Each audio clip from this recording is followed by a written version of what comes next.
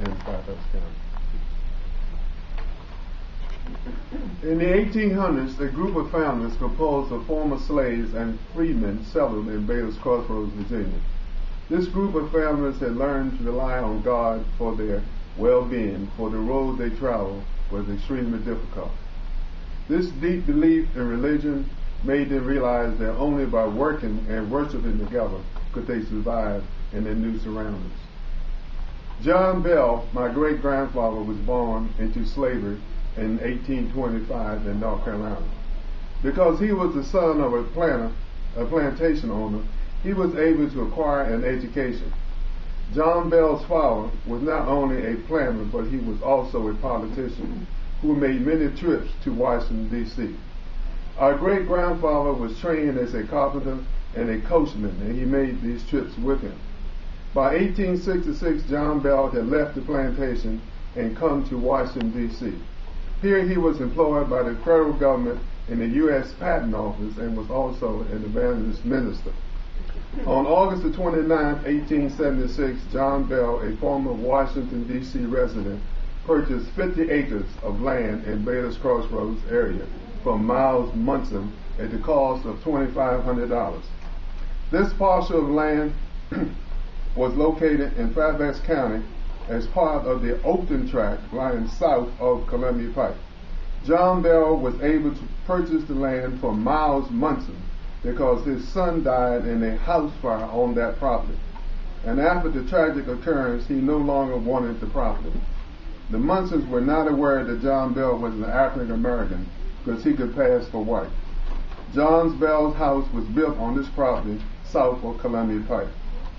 There were other large tracts of land purchased by free African Americans in Baylor's Crossroads during the late 1800s and 1900s.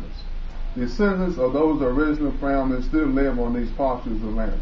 Some of the original landowners were Eliza Pinkett, Alice Walker, Martha Jones, Henry Warner, William Ball, Sandy Norris, and Edward White. In 1881, 1 acre of land was donated to the African American citizens of Baylor's Crossroads, Virginia, by Mr. B.H. Warner, a white citizen of Washington, D.C., for the erection of a church or school. The deed stipulated that the building erected should be named after the donor. Therefore, it was named Warner Baptist Church. In the early days, the worshipers communed together under a small group of trees and the site where the present church stands. Presiding at these meetings in the grove were various speakers from different walks of life. When temperatures did not permit outside services, they were held in an old store on Columbia Pike. In the year 1919, after continued expansion and growth in the community and in the church membership, a dream that had been harbored by the believers for approximately 30 years became a realization. A committee was formed to work together to formalize the organization of the church and break ground for the church building. This committee consisted of the following persons: James Dean, Walter Powell, Henry Terrell, Clarence Summers, who was my grandfather, Gertrude Marshall, and Reverend George Hopkins. In 1870, Fairfax County, Virginia, established a segregated public school system. 408 African American children were enrolled in these one-room schools. The school population increased to 1,150 by 1899. A teacher's salary in the 1870s was about $1 per day. The average time school was in session was 6 months. At that time, schools went to grades 6 or 7. African American students were not able to attend high school in Fairfax County until Luther Jackson was completed in 1954. That's the high school I attended. John Bell was interested in education as well as religion. He was an African American landowner in Mason District and active in the Freedmen's Bureau. He provided a 5-acre tract of land near Columbia Pike for a public school in the 1880s. One of Fairfax County's first public schools, this small frame building was used for several years by black children until it was closed and the tract reverted to John Bell's ownership as his deed specified. During the early decades of the 20th century, No local school was provided for black students in Baylor's Crossroads. For a few years, children walked to a one-room school at Mount Pleasant, where youthful Mrs. Lillian Carey was principal. In the 1920s, classes were held at Warner Baptist Church in Baylor's Crossroads. Mrs. Lillian Carey was the principal. Later, the school was moved to a small frame building which was built and operated by Fairfax County until it was closed in 1948. Life for children who attended these colored 1-, 2-, or 3-room schools was far from easy. Many had to walk long distances to reach them. The colored school built in Baylor's Crossroads by Fairfax County had 3 rooms. The first and second grades were in one room, the second and third grades were in the middle room, and the 5th, 6th, and 7th grades were in the third room. Each room had a coal stove. Water came from a well with a pump, and bathroom facilities were outhouses. There was one bathroom for girls and one for boys. During cold weather, the boys had to keep the fires going by carrying wood or coal and keeping the stoves clean.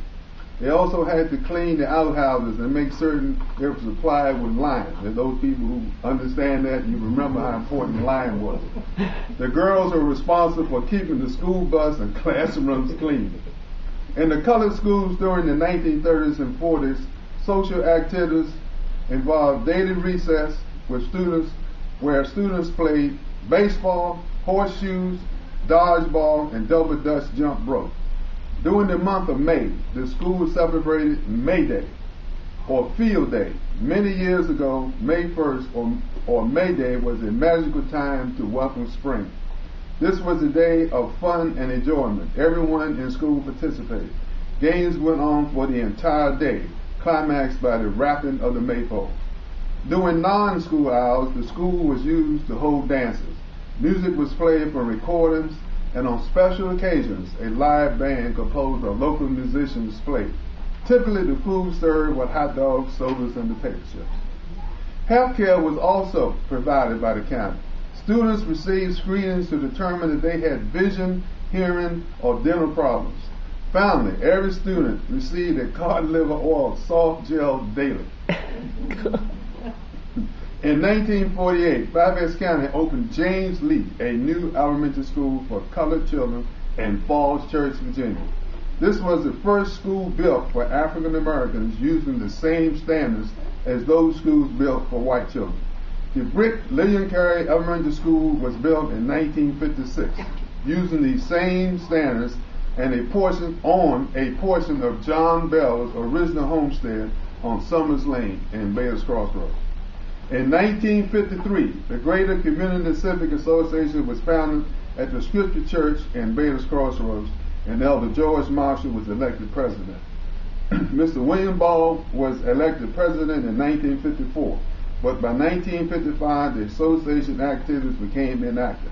In 1955, however, members of the Baylor's community came together at Warner Baptist Church to make the Civic Association active again. At that time, Mr. Raymond was elected president, and under his leadership, the association became an active member of the Federation of Civic Associations, as was renamed the Springdale Civic Association.